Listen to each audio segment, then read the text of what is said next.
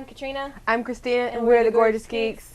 And we're here today to talk about Smallville, Scion. Oh, but just so you know, there's still time to enter our Smallville contest for our Lois song. So you can go check out the requirements in the song and decide if you're going to do it. The deadline to have the videos done is March 31st. So on to the episode. It was a good episode. So you don't have to hear us rant for 26 minutes. We're not going to rant this time. But to be fair, we had a warning on that description. So I don't know why you watched a 26-minute rant if you didn't want to hear it. Other than the fact that he wasn't gorgeous. You mean Connor? Yeah, Connor. Other than the fact that he wasn't gorgeous and he wasn't like this, you know, rad, like really cool guy and stuff. You know, I think Smallville did a good job, you know, with that storyline with just an hour to do it. Well, 40 minutes just to do it. Well, the thing that bothers me most about Connor being out of continuity timeline is actually the fact that Tim, who's the third Robin, is like his best friends. I don't even like that on the cartoon Young Justice that it's Dick and not Tim, because they were best buds. So that's the thing that Tim and Superboy had. Well, Tim and Connor had a connection, like a chemistry, like a bromance going on that was just so good in the comic books. And so I did think about Tim because while we were watching it, but for Smallville, I think they did a good job. Mm-hmm. A lot of times they bring characters on and it's just like, why did you touch that person? But they did a good job. Opening was pretty good, where Tess was at the farm and, you know, and her nervousness talking to Clark and stuff. I thought the subtleties and just the little things that Smallville did in that episode was way funnier than the whole entire Fortune episode, with how nervous Tess was and how she broke the news and Connor and his heat vision acting up, which if you guys remember, that's how Clark's heat vision acted up when he saw his attractive teacher and he like burned down the projector screen or something at school. And his dad had to train him, and he was trying to hit the scarecrow, and his dad like whispered something Even Lionel, in his ear. When Lionel got into Clark's body and he saw Martha when he hugged her. And so he was like, "Can I have a hug?" And so creepy, nasty old man. Yeah. And so I thought it was cool when Erica Durance looked really cute in that episode. Even when he accidentally hit Clark, and Clark's like, "You'll get it eventually." Like that was way funnier than last week's episode. CK69, I don't know. It's 1938. 1938 said that he said that episode felt like he was reading a comic book. And I have to agree because how the story went, it kind of was. Mm-hmm. Like if it was like a Superboy comic book. It really did get Smallville's version. And he said it got more interesting as it went on, and yeah, it really did. It got creepy though to me. Oh my goodness, when he had Lois. Like I wondered, like, I wondered. I'm like, are they gonna make Connor have like a little crush on Lois because you know they're all into the shipwreck action? I'm like, I wonder if they're gonna make him crush on Lois, and then he was like, about to rape her. I'm like, super rape? That is so scary. Yeah, like I was terrified watching it. I'm just like, oh Lois, oh Lois. I thought he was just gonna knock her out unconscious and that be it, but like he threw her across the room and pinned her down and was on top of her. I'm like, this is still PG-13, y'all, ain't it? Well, I knew he wasn't actually gonna. I knew that it wasn't gonna get that far. Well, yeah. But it was just kind of like, oh, you know, I was almost thinking like, is he gonna rip her shirt or something? Yeah, I was kind of glad that they didn't show Lois having some kind of reconciling with Connor later. Not that I don't believe they didn't reconcile, but I just didn't want to see it. I don't think Lois is the type of person to hold a grudge about. I mean, she understands it was Red K, but I was just like done with that awkwardness. It was just like, oh my goodness. Because the thought of it. It was very smart for Lois to be freaked out enough to run out of the broken down castle. I was surprised that it was more than 2 punches. Because usually he fights a superpower being... it was like he punched and he threw Clark, but yeah, Clark didn't want to hurt him. Yeah, and then Clark still had this attitude like, you can try, but I'm Superman. So it was like he was dealing with a child who was throwing a tantrum. But I still wish they would have thrown some more blows. Like it was kind of over while I was like, oh, I'm getting built up, and then it was smash your ring. I thought he was gonna use his heat vision to destroy his ring. But I liked how I thought it was so good. I love John Glover on this evil John Glover. Well, he was evil before. John Glover on any episode of Smallville adds like 10 bonus points, even if it is a crappy episode or whatever. I believe it. He's so good. I don't believe that he's. Well, the thing with the Lionel from our universe, as if it was actually our universe, like a real thing. He sometimes, like, like Tess had this, I'm still trying to protect you and do some kind of benefit humanity. Like, that's how Lionel was kind of, especially towards the end with Clark, and how he became this Kryptonian library vessel thing. But he was still bad. Like, it was weird. This Lionel from the other world is just totally upfront about his misdeeds. And well, I think the original Lionel, I think he had he kind of didn't know where he wanted to go, because after he got out of prison, remember he got out of prison, he decided he wanted to change and be good, and then Lex was the one that kind of brought him back to the dark side a little bit. So I think he really didn't know, but he also knew that he couldn't control Clark, as well. Like, Clark was destined, by this time to be like a superhero, which I loved how he referenced on the show. He said that, if it wasn't for his parents, there's no telling what could happen to him, that his parents were a key example for him to turn out to the hero that he is.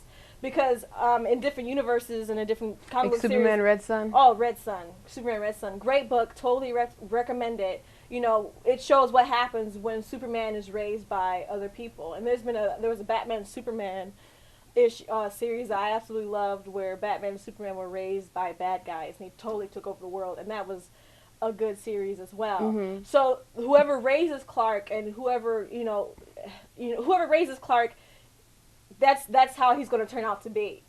Yeah, and I'm glad he mentioned that. But the thing though, when Lionel had Lois and she's like, I'm not scared of you because Lionel never got his hands dirty. I'm like, well, that's not true, because he started out, he murdered his parents. But not that Lois would know that piece of information, but Lionel was still bad. I thought it was great when he said that Tess was inferior. Oh, yeah. And then she ended up coming back. And the fact that he gave her away because she was weaker or whatever the case may be, and then she brought that weakness and she actually brought it back and defeated him with it. That was awesome. Yeah, so that was poetic justice. That was just well writing. I complimented Al Septon on Twitter, moment. And he actually tweeted me back. He's like, "Thanks." I'm like, "Yeah." Who tweeted you back? Al Septon, the guy who directed it and co-wrote the episode. Wow, cool. He's like, "Thanks, 3GG." I was excited. I'm like, "Yeah, that's cool." But that has to be one of my favorite Tess Mercer moments throughout all of Smallville, because of that. And it was so smart to put that in there, that his fingerprints were, it was a mirrorverse, so they didn't match up. Because I was wondering, because I'm like, why would you have to redo all your documents? And then they brought that up at the end, that's why, because they were all mirrors. Clark remembered something that happened seasons Yeah, previous. Smallville never does that. They never do it. They never do it. We complain all the time, Smallville has the worst memory. When we forget things, we're like, oh, we must have Smallville. Like, seriously. But he remembered something for season 3? Mm-hmm. And he was like, and he put the pieces to the puzzle together. And we're like, oh my goodness, finally. With Darkseid showing up, they tied back the Luther thing to the Darkseid thing, which we were saying you could have just did the Luther thing, because Darkseid was just non-present. And then when he was present, it was just cheesy or whatever. So Now things are starting to connect and build, and we'll see where it goes on from there. But I've heard the writers say many times that if people ask them, is Lex really dead? And they're like, of course he's not really dead. He's Superman's main, villain. And so I hope, I just have a problem with Ollie killing him with a toy bomb. And so I hope Darkseid doesn't bring him back from the dead, and he just, I always had this hope that he's just still alive out there. And that's what they've said, that he wasn't dead. So now it kind of looks like I'll just take what I can get as long as I get Michael, but I'm just kind of still no. I don't know, Blackest Night was like the biggest thing. I mean, I hated that. It'd be like, zombies. The last big thing, so it could be like zombie lanterns. A Blackest Night type thing without the Green Lantern concept. I was so scared at the end that Clark was gonna, when he had his folder, he's like, here's my friends in Star City. Connor, go live with them. Like, I was like, don't send them to Chloe. But then he said, I registered at Smallville High. So I'm like, well, if he's registered at Smallville High, I'm like, are Clark and Lois ever going to move into Metropolis?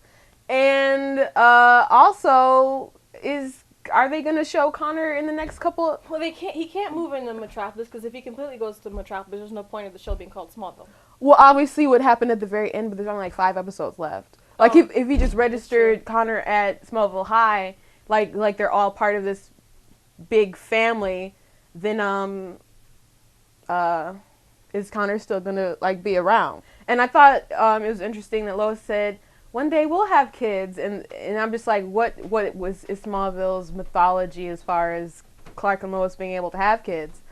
Because in the comic books, I don't know if I've ever read I can't remember one off the top of my head where it was possible. Like, if he had a kid, it was sometime in the future after Lois was dead and he knocked up Wonder Woman. I'm starting to think. Like, him and Lois had a son named Chris Kent, but they adopted him, and he was actually Zod's son. So it was really interesting. Mm-hmm. And I'm upset about the fate of what happened to Chris, and I don't want to talk about it. It was a nice little Lois moment where Clark was like, I've always been a freak my whole entire life, like, type of thing. He was like, and the only time I felt normal was when I was with you, talking to Lois. So I thought that was a nice little Lois moment.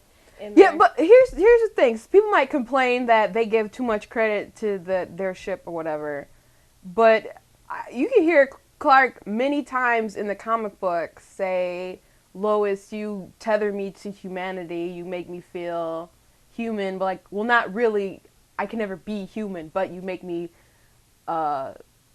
closer to humanity, you make me feel like a man, or just stuff like that. He does say stuff like that. And if you look at, like, Lana, she felt like she needed to get superpowers. Like, and I mean, everyone else, it feels like all these humans on the show basically have to be greater than humanity. And it's just like, well, dang, what's up with us normal people? But, I mean, but Lois is still her, and she never has to be anything other than what she is. Yeah, that is true. Nice point, Christina. Thank you. You get 2 points for that. Ooh, I thought I deserved 3. No, only 2. Crap. I thought it was funny how when Lois was like, let's go get some. She was like, go get some champagne and I'll be right back or whatever. And so then he steps away. He was like, there's a reason why people know when Lois Lane always tells the truth because she's a crafty liar. So I'm like, this boy's smart. I like smart villains, even temporary smart villains.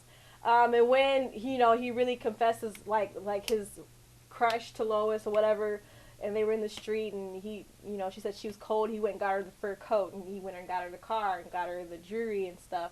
I was like, this is smart. This is smart. This is what what you do. Speed up the seduction, huh? Clark did some stuff like that too. Clark was so skanky. Yeah, super Clark, super bad Clark. And then you know what? In that he tried to this isn't Clark on Red K. This isn't how he acts. Well, I've never known Lex to be a rapist, but not that I'm saying Clark is a rapist, but he was always sexually overdrive. And he kind of got rough with Lana a little bit at her wedding reception when he took her, and remember? Because at first he was all about to sex it up with Lois, and then he went to Lana's wedding reception. Well, not her rehearsal dinner. Well, clearly Clark is a freak. Yeah. In a whole nother term. But even when he was in the car and he was like, get in, Lois, at that moment, he really reminded me of Connor from the comic books.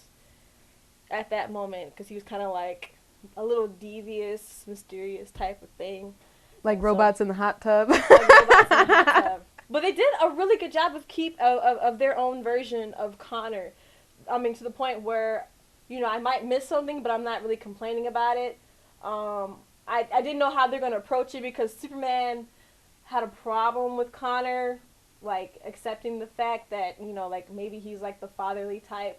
He should play the fatherly role to Connor. He was kind of hesitant at first to deal with Connor because he didn't know how to really deal with the situation. I remember one issue where Connor was at the farm and Martha Kent made him some pie or some food or whatever, and Clark showed up and he's like, "What are you doing here?"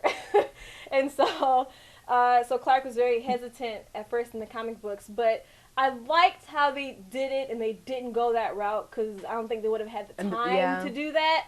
So I liked how they did it. And he really, Connor in the show really needed to be accepted at that point anyway. Tell us what you think. Leave a comment below the video. We are curious to see your opinion. I'm Katrina. I'm Christina. And we're the Gorgeous Geeks. How many times can I say, yeah, it was great. I'm looking forward. And